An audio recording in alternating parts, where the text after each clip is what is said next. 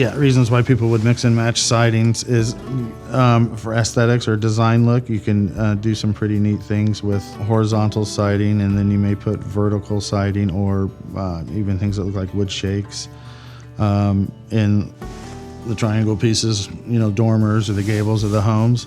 And so it really helps you get your arms around the design features, different colors, coordinating colors.